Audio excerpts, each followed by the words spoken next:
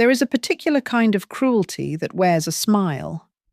It lives in the warmth of a held hand, in the softness of a whispered endearment, in the candle-lit gleam of a dinner table, where everything appears perfect and nothing is true. It is the cruelty of performance, the cruelty of a life constructed entirely as a stage set, with a trusting man standing at its center, believing every painted wall is real, every paper rose is living, every laugh directed at him is born of love rather than contempt. Fabio Romani was that man. He was the duke of a prosperous Italian province in the latter half of the 19th century, a man of considerable fortune, considerable lands, and considerable heart. He had inherited the title from his father at the age of 23, stepping into a world of marble corridors and ancestral portraits, with the kind of earnest gratitude that some men never lose, no matter how much wealth surrounds them. He was not a complicated man by nature. He liked fine wine and honest conversation. He loved music, played slowly in the evening. He was generous to his tenants, fair to his servants, and loyal to a fault to those he called his friends. In a society that prized performance above all things, Fabio Romani had the unfortunate quality of being entirely genuine. And genuine men, in a world built on theatre, are always the last to understand the play they are starring in. He met Nina at a spring ball hosted by a neighbouring family.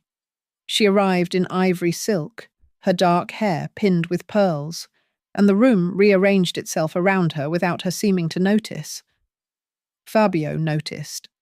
He noticed immediately and completely the way certain men notice certain women and never quite recover.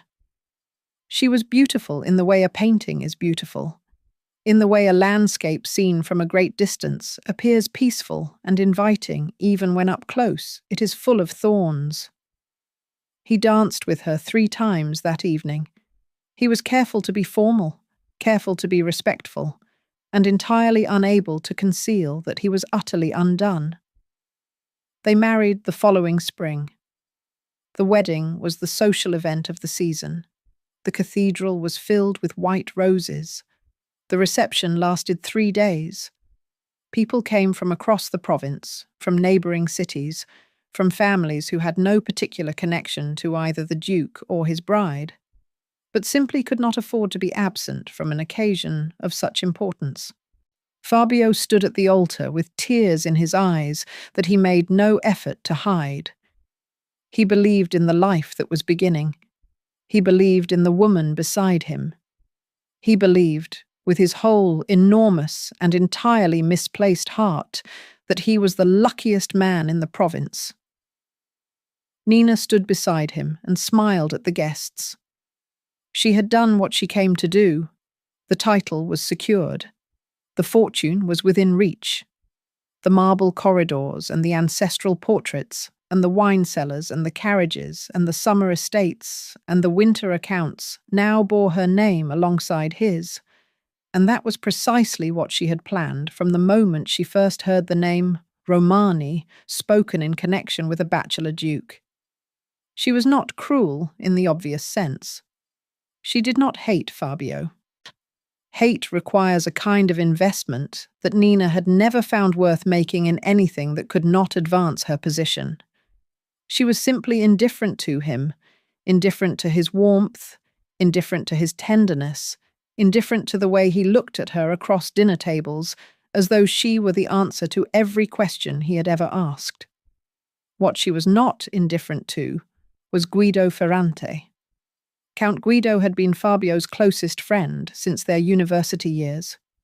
He was a dark, handsome man of moderate fortune and immoderate ambition, the kind of man who understood immediately and instinctively the architecture of every room he entered, who sat at the top of it and who could be used for advancement. He had cultivated his friendship with Fabio with the careful patience of a gardener who knows that a certain tree, properly tended, it will eventually bear fruit worth eating. He had been the one to introduce Nina to the Duke at that spring ball, which was not a coincidence at all, but a piece of precise social engineering that neither Fabio nor anyone else had been positioned to recognize. Guido and Nina had been lovers before the marriage. They had been lovers during the engagement. They were lovers throughout the years that followed. They met in the afternoons when Fabio was away on estate business, in a small house on the edge of the city that Guido maintained for exactly this purpose. They drank wine together and spoke with the languid contempt of people who believe themselves vastly superior to the world around them. They invented names for Fabio in private. They mimicked his earnestness. They laughed at his letters when he was travelling, at the tenderness of his language, at the way he still looked at his wife, as though she might one day look back with the same expression. It was the cruelty of people who are never alone long enough with their own reflection to understand what they have become. Meanwhile, Fabio continued to build his life with the devoted sincerity of a man laying bricks one at a time, believing that the structure will eventually be solid enough to last. He bought Nina jewels. He had rooms redecorated to her taste. He learned the names of the composers she claimed to prefer and filled the evening programs of their entertainments accordingly. He wrote her letters that she left unopened on her dressing table, letters that her maid quietly disposed of after several days. And Fabio assumed she had read them and said nothing because she was a woman of elegant restraint, rather than because she had never once broken the seal. It might have gone on indefinitely. Comfortable, poisoned, false. Then came the summer the plague arrived. It entered the city through the port district, as these things always do. The first cases were reported among the dock workers in early July, dismissed by the city physicians as isolated incidents, as bad water, as the ordinary summer fevers of a crowded city. By the middle of the month, the dismissals had become impossible to sustain. People were dying in their beds within days of the first symptoms. The disease moved with a speed that no one had prepared for, through the wealthier districts as readily as through the poor ones, respecting no address and no title. The aristocracy began leaving for their country estates in a tide of carriages and hastily packed trunks, each family calculating the exact moment at which departure would look prudent rather than cowardly. Fabio refused to leave. His tenants were in the city. His obligations were in the city. He was not a man who understood how to abandon people to whom he owed a duty of care. He fell ill on a Tuesday morning, 3 weeks into the outbreak. It came on fast, the way it always did with this particular sickness. By midday, he was in his bed, shivering despite the July heat, his body turning against itself with terrifying efficiency. The household physician was summoned and arrived within the hour, a careful, experienced man who had been attending to the Romani family for 2 decades. He examined the Duke with the thoroughness of someone who understood exactly what he was looking at, and did not yet know what it meant for his patient's survival. What the physician did not know, could not have known, was that Guido had been waiting for exactly this moment.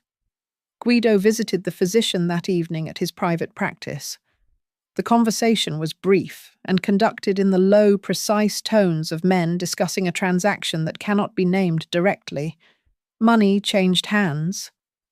The amount was not trivial. The physician, who had debts that his profession could not adequately address, listened carefully. The proposition was clear. The Duke's illness was serious.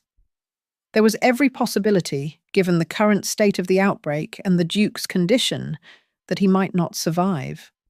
The physician was being asked to simply accelerate the official timeline of that conclusion, not to hasten his death, merely to confirm it prematurely. The distinction, Guido explained, was an important one. The physician visited again the following morning.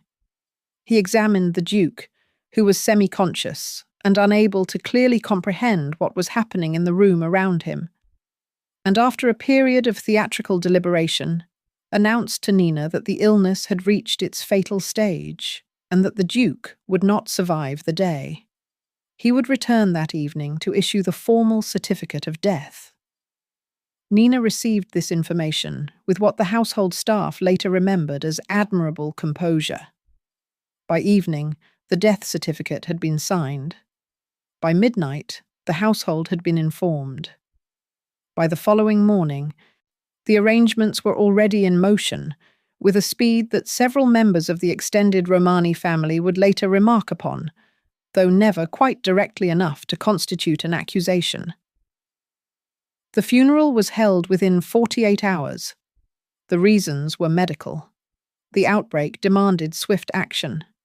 The city was frightened, and the health authorities were requiring rapid interment of all cholera victims to prevent further spread of contagion. These were not invented reasons. They were real circumstances that happened to serve a purpose that had nothing to do with public health. Nina wore black with the same elegance with which she wore everything else. Guido stood at her shoulder throughout the service with the practiced solemnity of a devoted friend offering support in a time of grief. The extended family wept. The servants wept. The tenants sent representatives who stood at the back of the cathedral with their hats in their hands. The coffin was a heavy one, lead-lined, sealed against contagion. It was carried to the Romani family vault in the private cemetery on the estate grounds, placed in its stone alcove, and the vault door was sealed with the iron lock that had secured the remains of the Romani family for 3 generations. The reception afterward was held at the mansion. By midnight, when the last guests had departed and the staff had been dismissed to their quarters, Nina poured 2 glasses of wine from the best bottle in the cellar and handed one to Guido across the table in the dining room where Fabio had sat just 1 week earlier. They drank. They spoke quietly for a long time. At some point during that conversation, Nina laughed. It was not the laugh of a woman in grief. It was the easy, unguarded laugh of someone who has finally put down a heavy weight they had been carrying for years. In the vault, Fabio Romani was not dead. He came back to consciousness in stages, each stage more horrifying than the last. First there was the sensation of cold, absolute and surrounding, and the complete absence of light. Then there was the pressure of a lid inches above his face. Then there was the understanding, arriving slowly and then all at once with a force that nearly broke him, of exactly where he was. He was in a coffin. He was sealed in a lead-lined coffin in the absolute darkness of the family vault, and he was breathing. He did not scream immediately. He had enough control of himself, enough hold on the rational part of his mind, to understand that screaming would consume air he could not afford to waste. He pressed his hands against the lid of the coffin and pushed with everything he had. The lid did not move. He felt along the edges, his fingers searching for any gap, any weakness, while the darkness pressed against him like a physical weight, and the air that remained grew thicker and more difficult with every breath. He had no way of knowing how long he had been in there. He had no way of knowing if it was day or night above him. He had no way of knowing if anyone would come. What he did know, with a clarity born of crisis, was that he had been put here alive. A man with cholera does not recover consciousness in a sealed coffin. A physician who makes a fatal diagnosis and then watches the patient die over the course of a day does not make errors of this magnitude. These were not the consequences of incompetence or misfortune. Someone had done this deliberately. Someone had paid to have the death certificate signed while he still lived, had arranged the rapid burial, had sealed this vault door over him while his heart was still beating. He understood who. He lay in the darkness for a long time with that understanding, and something that had been warm in Fabio Romani began its long process of going cold. He was saved, in the end, by a combination of structural misfortune and desperate luck. The vault was old. One of the lower sections of the rear wall had been cracked for years, a hairline fracture that had been noted in a maintenance report and never adequately addressed. In the hours that followed his awakening, Fabio felt his way along every surface of the coffin alcove, discovered the crack, and worked at it with his fingers and then with a piece of the coffin's interior lining until the crack widened enough to allow air, and then, after hours more of effort that he could not afterward clearly remember, until the stones came loose entirely. He crawled out through a gap barely wide enough to admit his body into the cold air of a cloudy night, and lay on the cemetery grass for a long time before he had the strength to stand. He was thin. He was weak. He was filthy with grave dirt and dried blood from cuts he had sustained in the crawling. His funeral clothes were torn, and he looked like nothing so much as what he was, a dead man. He could not go to the house. Not yet. Not like this. Not with the weakness in his body and the murder in his heart. Not before he understood fully what he was walking back into. He approached through the garden, through the trees along the east wall, and came up to the dining room window in the darkness. The room was lit. He pressed himself against the stone and looked through the glass. Nina sat at the head of the table that had been his table. Guido sat at her right. There was wine between them, and the remains of a good meal, and they were laughing. Nina's hair was loose, the way she never wore it in company, the way Fabio had seen it only in the intimacy of their shared rooms. Guido's jacket was off. They looked like what they were, two people, entirely comfortable in a space that had ceased to belong to anyone who might make them uncomfortable. Fabio stood in the dark garden and watched his wife and his best friend celebrate his death, and the last warmth in him went out like a candle in a sudden wind. He did not go to the door. He did not knock on the window. He turned and walked back into the dark, and everything that Fabio Romani had been walked into that darkness with him. And what came out the other side was something different. He had nowhere to go. The city was in the grip of a plague. He was officially dead, his assets transferred by law to his widow, his name effectively struck from the living world by a signed document and a lead-sealed coffin. He could not go to the authorities as Fabio Romani. He had no money, no documents, no name. What he had was a memory. Years before, his father had told him about a small cellar beneath the old gardener's cottage at the eastern edge of the estate, a private cache of unregistered assets that the old duke had maintained outside of the official accounts. Jewels, mostly, accumulated over decades, kept as a private reserve against catastrophe. He had never examined the cellar himself. He had never had reason to. He had reason now. He found the cottage in the dark and broke the cellar lock with a stone from the garden wall. The cache was exactly as his father had described, a locked metal box containing stones that would have seemed fantastical even to the wealthiest jeweller in the city, rubies and diamonds and sapphires, and a collection of loose emeralds that caught the light of his stolen lantern like pieces of bottled summer. He took the box, and he walked north out of the province, and he did not stop walking until the city was behind him. The transformation of Fabio Romani into Count Riva was not a quick process. It took years, and it cost him things beyond money. Though money was no obstacle, because the jewels were worth more than he had imagined, and he had been careful with them from the beginning. He travelled first to France, where he liquidated the first of the gems through a dealer in Lyon, who asked no questions and demanded only a commission that Fabio found entirely reasonable.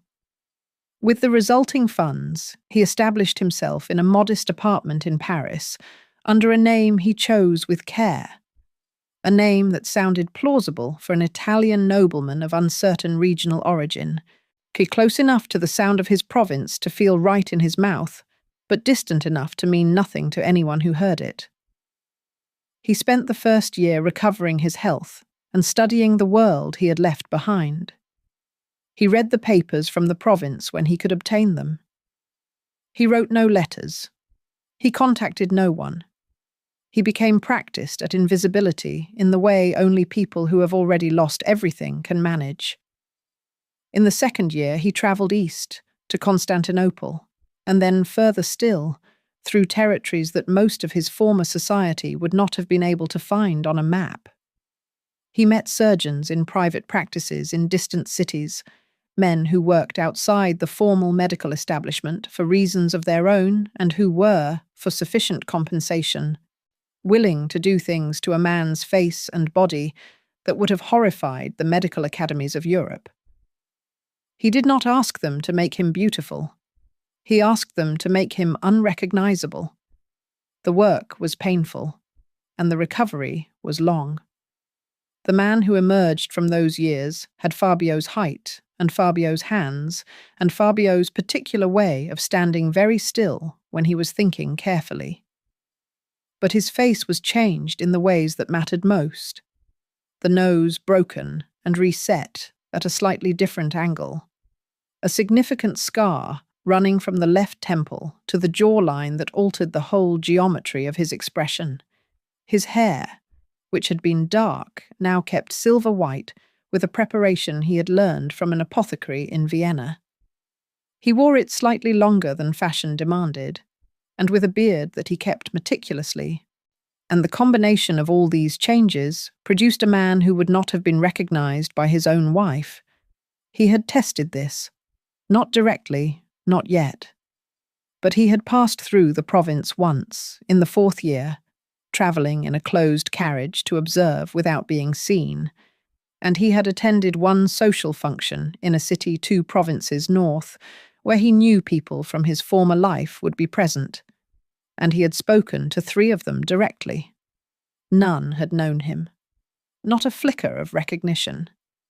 He had spent those same years accumulating wealth through investments he managed through a series of intermediaries, compounding the value of the original jewels through a combination of intelligence, patience, and a quality of ruthless calculation that the old Fabio Romani had never possessed, because the old Fabio Romani had never needed it. Loss, he had discovered, is the finest teacher of financial ruthlessness. When everything has already been taken from you, you understand the value of every asset in a way that comfortable men never do. By the time he was ready to return, Count Rava's fortune exceeded that of the Romani dukedom at its height. He had properties in 4 countries. He had connections in banking houses in Paris and London and Vienna. He had letters of introduction from people whose names would produce respectful silence in any drawing room in the province.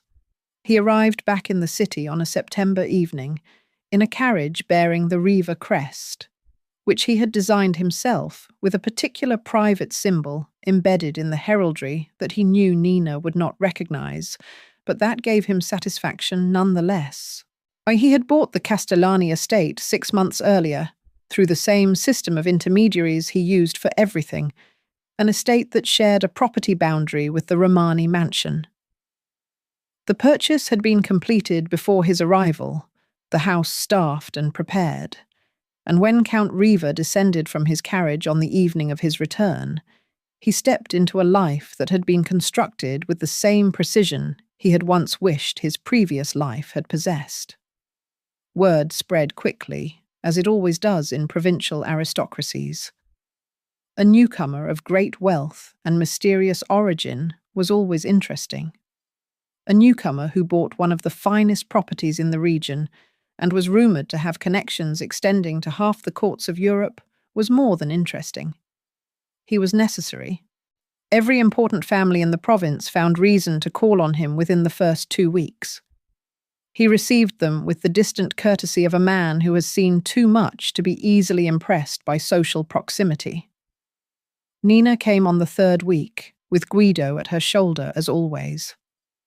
Fabio had expected this moment for 5 years. He had rehearsed it in his mind across dozens of sleepless nights in foreign cities and cold hotel rooms. He had imagined what it would feel like to stand in a room with his wife and his former friend and be looked at without recognition, to see in their eyes the absence of any knowledge of what they had done.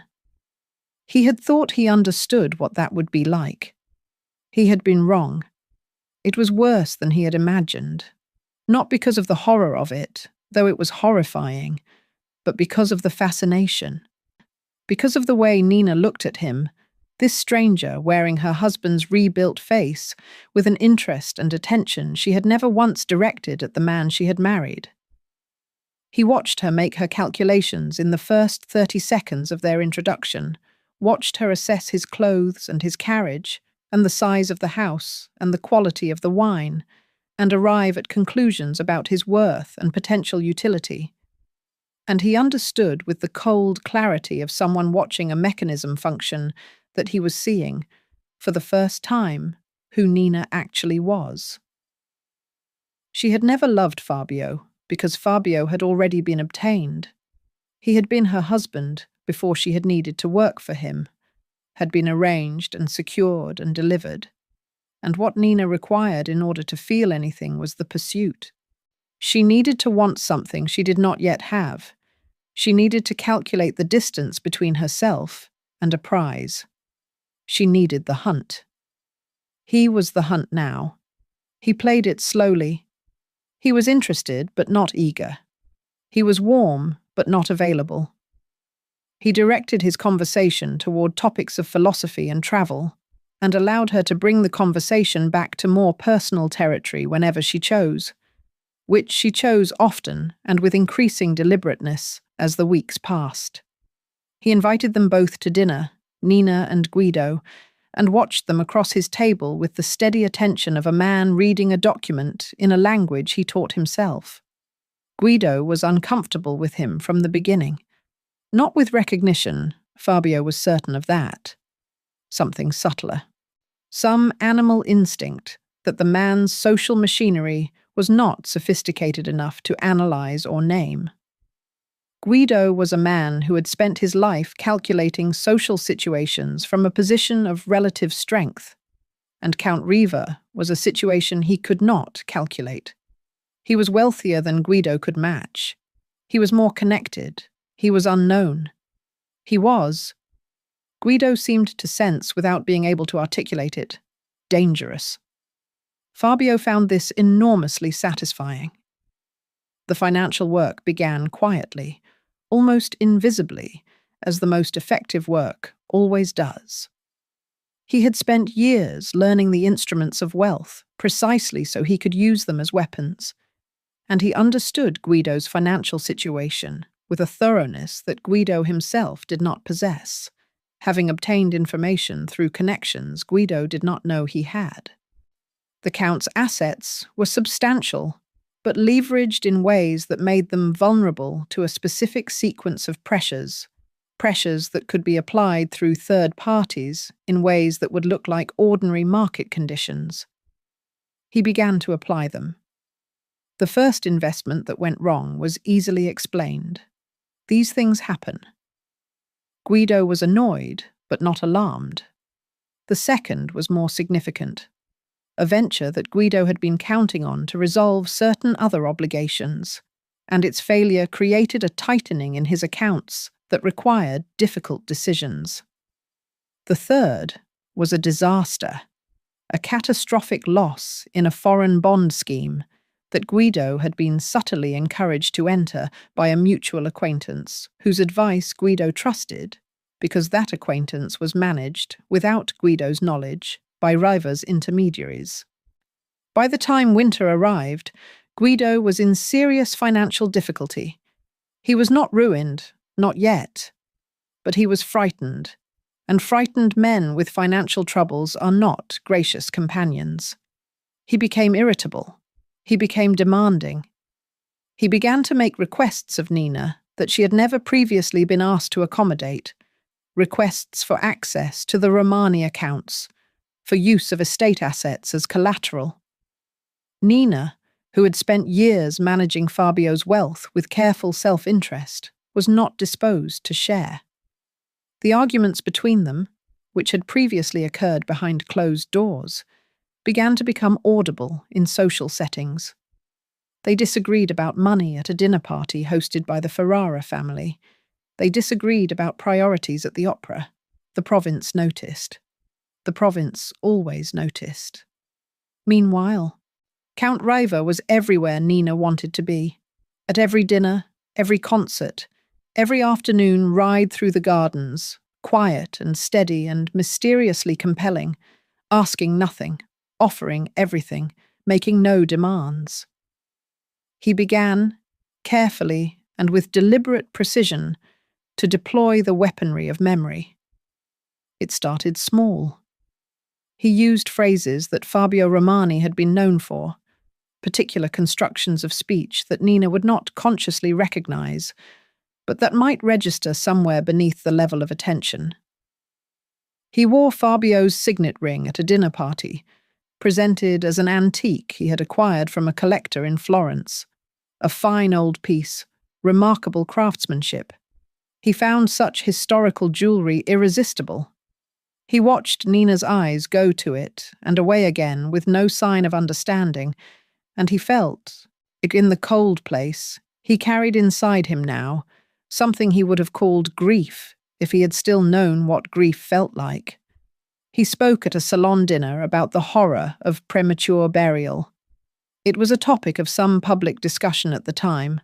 A writer in Paris had recently published a pamphlet on the subject, and it had made its way through provincial drawing rooms as a fashionable horror. He described the sensation as he imagined it, which was not imagining at all, but remembering, in terms so specific and visceral that the table fell silent. The coldness of the enclosed space, the absence of light, the working out of what had happened in stages, the understanding that someone had put you there. Nina touched her wineglass and said nothing. He watched her. She had begun to understand, he thought, that there was something familiar about this man, something she could not locate, not recognition, something more like the feeling of remembering a dream after waking, when the dream has already dissolved, but its emotional residue persists for hours. She looked at him sometimes with an expression that was almost puzzlement, almost question, and then it would clear and she would say something clever, and the moment would pass. He let her propose the arrangement herself, as he had known she would. It was at a private dinner at the Romani mansion, the first time he had been inside his own house in 5 years, and he had stood in the entrance hall and looked at the portraits on the walls and the furniture he had chosen and the rugs he had ordered from a dealer in Venice, and he had kept his face entirely still. Nina had proposed, over a meal that her cook had prepared in a kitchen he had built, that their friendship had progressed to a point where a more formal arrangement might be worth discussing. He had considered her proposal for a week. He had sent flowers. He had sent a short note expressing his interest in continuing the conversation. And then he had proposed, over coffee in his own garden overlooking the boundary wall of his own estate, that they should make it formal. She had said yes before he finished the sentence. Guido, she informed him at a subsequent meeting with the lightness of someone disposing of an inconvenient appointment, would be managed. She had letters, she said. Letters that documented certain things. She did not elaborate on the nature of the documentation, and he did not ask. But he understood that she was telling him she had weapons pointed at Guido's remaining reputation and was prepared to use them. She had always been prepared for every contingency. That was something he had failed to understand about her when he loved her. He understood it perfectly now. Guido came to see him once, alone, in the week before the wedding. He arrived in the afternoon, unannounced, and Fabio received him in the library with the same composed courtesy he brought to every encounter, watching his former friend across a distance of 10 feet and feeling the full weight of 5 years of preparation pressing against his chest. Guido was thinner than he had been. The financial pressure had done its work on him, ground him down in the specific way that money trouble grinds down men who have built their entire identity on the appearance of prosperity. His suit was excellent, but it was the suit of a man who could no longer afford the next excellent suit. He had come ostensibly to offer congratulations. The congratulations lasted approximately 2 minutes before he began to discuss certain matters related to Nina's estate and the management of the Romani accounts in the coming months following the marriage, certain interests that he felt should be properly acknowledged. He spoke with the careful language of a man making a threat that he cannot afford to make directly. Fabio listened with polite attention and responded with nothing committal. Guido left without having obtained anything. He stood at the window and watched the carriage go down the drive and allowed himself, for the first time in a long time, to feel the specific pleasure of a plan proceeding exactly as intended. The wedding was held on a grey November morning in the provincial cathedral, the same cathedral where Fabio's funeral had been conducted 6 years before. He wondered, walking down the aisle with Nina on his arm, and the scarred face of Count Riva in place of the face that had wept openly at this altar a decade ago, whether any of the guests present had attended both ceremonies. Several had, he knew. He had seen their names on both occasions. They looked at him with the respectful attention that significant wealth always commands and saw nothing that they were not supposed to see. Nina wore deep red rather than white, a choice that the provincial society noted with interest and attributed to her status as a widow. She looked, Fabio thought, exactly as she had always looked, beautiful, composed, perfectly in command of her surroundings. She looked like a woman who had never in her life doubted that the world would arrange itself to accommodate her. The reception was held at the Castellani estate, in rooms that Nina had redecorated over the previous months with the free hand he had given her, a free hand he had extended deliberately because he wanted her to feel entirely at home, entirely settled, entirely certain that this was her life now. He waited until the reception was ending, until the last guests were departing and the staff had been given the evening off in preparation for the journey that was announced as the beginning of their honeymoon. He had planned a journey south, he had told her, to the coast, a property he owned near Naples. The carriage was prepared. He told her, in the entrance hall while her maid was attending to her travelling cloak, that he wished to pay his respects before they departed at the Romani vault. It was a sentiment she could not easily object to without revealing something about herself that she was not prepared to reveal. He had known this. It was a social lock, as effective as any made of iron. She had agreed with the graciousness of a woman who has no particular feelings about the late Duke Romani one way or another.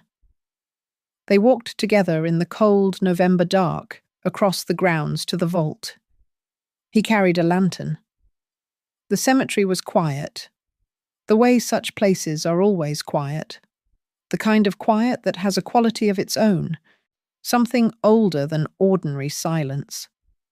He unlocked the vault door with a key he had obtained through the estate management, a perfectly ordinary administrative key that he had had in his possession for months, and he held the door for her and followed her inside.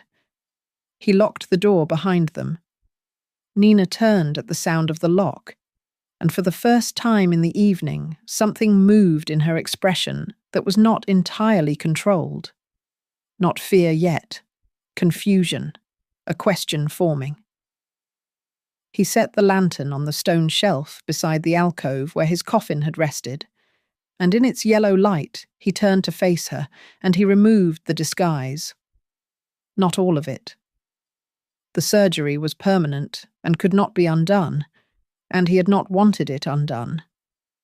But the scar that had been added through cosmetic means rather than the surgeon's blade came away, a theatrical piece that he had applied each morning for 6 years, and with it went several other elements of the construction, and he stood in the lamplight of the vault where he had been buried alive and watched his wife look at him. It took her longer than he had expected, or perhaps it took exactly as long as he should have expected, which was the time required for the mind to process something it had already been constructed to refuse. He watched her working through it. He watched the confusion deepen and then sharpen and then go very still. She said his name, his real name, the name no one had spoken to him in 6 years. He confirmed it. He spoke for a long time in the vault, not with passion, not with the emotions that had driven him to this moment, but with the measured precision of someone reading a document into the record. He told her about waking in the coffin. He described it with the same specificity he had used at the salon dinner, and this time there was no ambiguity about why it resonated. He told her about the physician and the transaction that had preceded his diagnosis, told her about the specific sum that had changed hands, named the date and the hour of the meeting, described the location and the parties and every particular that he had assembled over 6 years of methodical investigation. He placed the evidence on the stone shelf beside the lantern. Documents, letters, records. The account of the physician, obtained years later when the man's own financial troubles had made him willing to speak. The records of transactions. Correspondence between Nina and Guido from the period of the plague. Correspondence that had survived because servants who witness remarkable things do not always throw away the evidence. He stripped her of the Romani title by producing the legal documentation he had prepared by 3 separate law firms in 3 separate cities. The formal recognition of his continued existence, the nullification of the fraudulent death certificate, the reversal of the inheritance transfer, the annulment of both marriages, her first to him, and this second one, contracted under false pretenses. Every transaction she had executed as his widow, and every asset she had accumulated through the Romani estate in the years of his supposed death, was documented, categorized, and legally recovered. She would not be imprisoned, he told her. He had considered this and decided against it. Prison was too visible, too public, too short. What she would have was exactly what she had tried to give him, the experience of having everything stripped away. The title was gone. The fortune was gone. The social position was gone. The story of what she and Guido had done would be known. He had arranged for that as well. He took the lantern, and he walked to the vault door, and he unlocked it, and he opened it onto the cold November night. He did not look back. He had imagined, in the years of preparation, that this moment would produce something large in him, some completion, some final accounting of the debt that had been owed to him since the night he crawled out of this vault, covered in earth, and found his way to the window to watch his wife laugh. He had imagined that revenge, fully realized, would feel like something he could name, like justice, like relief, like the particular satisfaction of a balance finally restored. He walked across the cemetery and through the garden and along the drive toward the carriage that was waiting, and what he felt was nothing he had expected. Not relief, not satisfaction, not the cold pleasure of the plan successfully completed. Something else entirely, something quieter and more difficult. Something that had to do with the fact that the man who had walked into that vault had spent 6 years becoming someone capable of doing what he had just done, and the man walking out of it had to live with what that becoming had cost. He thought, for the first time in a long time, about the person he had been before, not the foolish person who had failed to see what was directly in front of him, not the naive person who had mistaken performance for love. He thought about the man who had stood at a cathedral altar with honest tears on his face and believed with his whole heart in the life that was beginning. That man was gone. He could not have been preserved through what followed. You cannot survive the things that had happened to Fabio Romani and remain the man you were before they happened. Something had to die in the vault. He understood that now.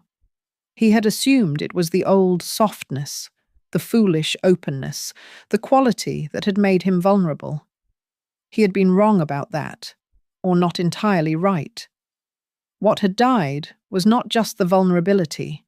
What had died was the capacity to look at the world the way that man had looked at it, with the uncomplicated conviction that people are, at their core, what they present themselves to be.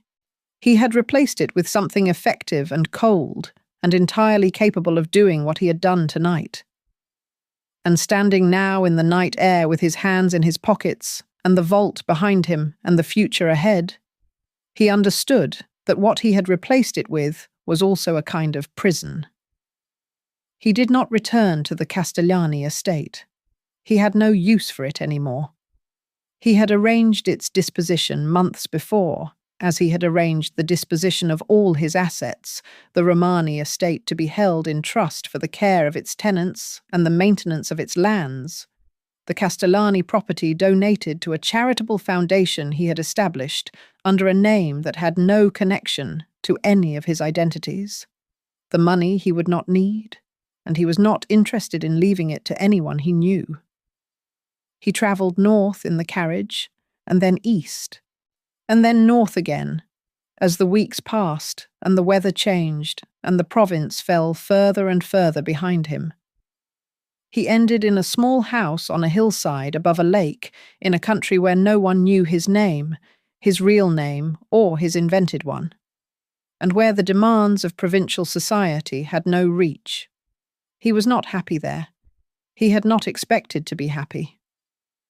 Happiness was not a state he had particularly considered in his planning, perhaps because it had been so thoroughly associated with the false life he had been living before the vault, or perhaps because the years of preparation had trained him to evaluate everything in terms of its utility, and happiness is famously difficult to make useful.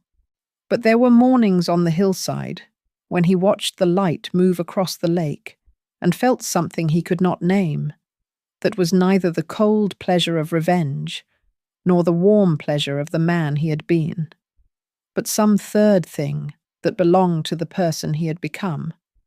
Not peace, exactly, not contentment, but the absence of the driving pressure that had occupied every waking hour for 6 years, the absence of the obsessive calculation, the absence of the performance. He kept a small garden. He read extensively. He walked every morning along the path that ran above the lake and looked at the landscape with the attentiveness of a man who has learned, through tremendous difficulty, to pay attention to what is actually there. He did not correspond with anyone from either of his previous lives. He wrote no memoirs. He had no interest in the story as a story, no interest in the dramatic arc of what had happened to him or the satisfying symmetry of his revenge. The symmetry had seemed important when he was planning it. It seemed now like the concern of someone who needed the world to be a narrative with clear shapes and proper endings. The world was not a narrative. The dead man in the lead coffin had learned that absolutely and without reservation, crawling through a crack in a stone wall in the dark. What was true was simpler and harder than any story.